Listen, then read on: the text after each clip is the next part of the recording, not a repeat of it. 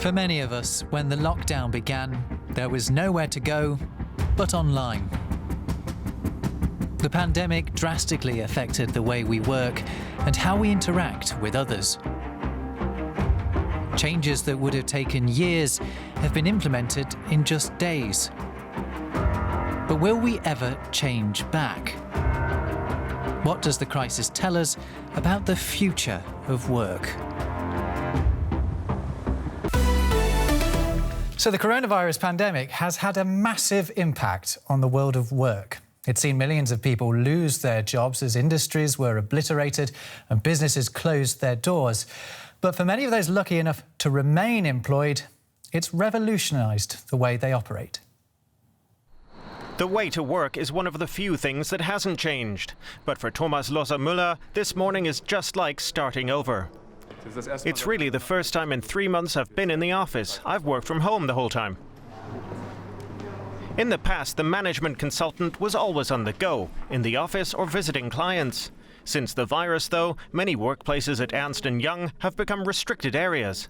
Business trips have gone online. But will things stay that way? That's what he's investigating on behalf of the German Environment Ministry. He's giving a report today.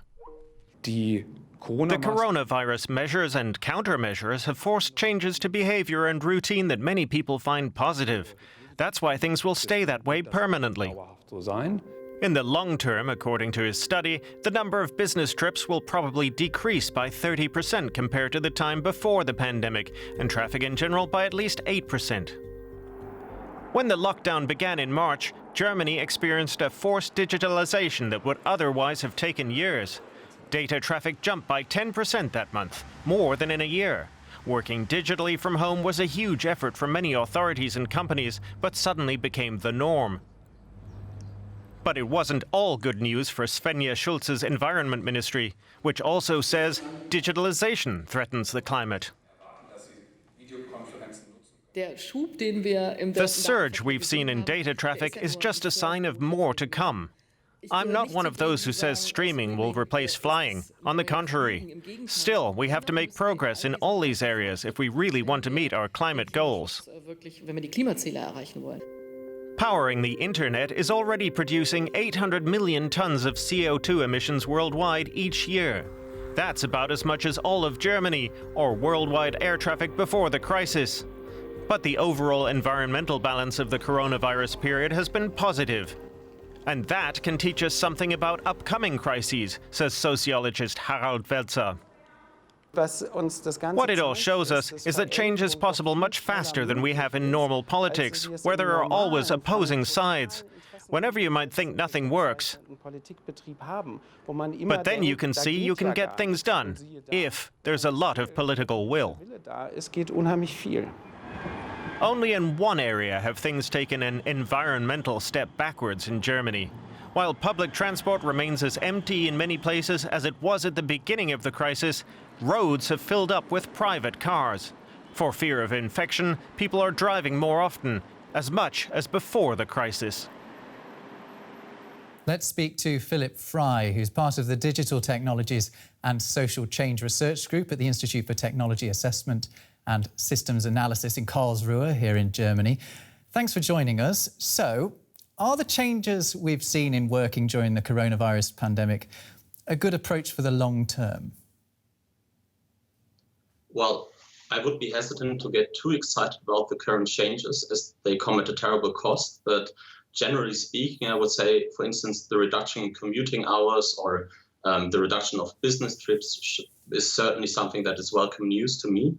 But I would suggest that the current crisis also challenges us more to ask ourselves more fundamentally whether we want to return to the old normal or whether we want to build back better towards a more socially and ecologically sustainable economy.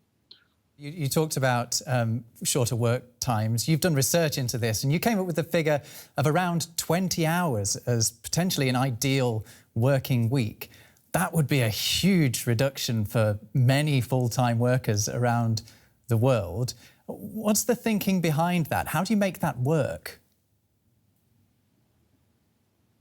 Well, generally, there's a number of policy options at hand. I mean, you can have a regulation on a governmental level, on national level, but also there's of course collective bargaining instruments that can be used to decrease working hours through collective agreements, basically. And how do you reduce working hours without limiting productivity? Well, that depends what you mean by productivity, actually. If you mean overall economic output, then I would say it might even be debatable whether that's a sensible orientation in the future, given that we already, at least in the global north, consume way too many resources as it is. But generally, there's also a strong economic argument to be made for working time reductions, actually. Oftentimes, people think that working time reductions are something like a giveaway to workers in the most productive economies. So the people in the US or in Germany are so productive they can work a little less. But there is a strong correlation between higher productivity and shorter working times internationally. But what I actually find quite interesting is that researchers suggest that collective working time reductions force employers to use the labor time they have more efficiently by reorganizing work and introducing new technologies. Therefore, there's actually strong empirical evidence that working time reductions induce productivity growth. But is there a danger that actually the coronavirus pandemic, through increasing the amount of working from home, actually means people are working longer? I mean, we've heard from unions saying that's exactly what is happening when people are working from home. Yeah, that's definitely a risk. I mean, one thing that the unions are keen to emphasize is the weakening barrier between the private and professional life, which clearly plays a role.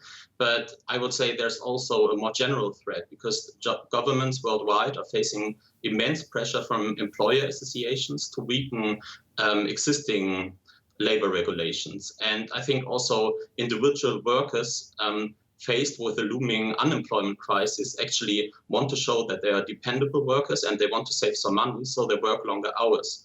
But I think we should consider strongly whether we actually want to have an economy where millions are unemployed and many more millions are working over hours and actually are on the brink of collapse or burnout, as it is called, or whether we want to just distribute the work more equally throughout society.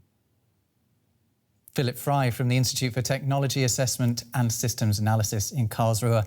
Thanks for joining us. Thanks for having me.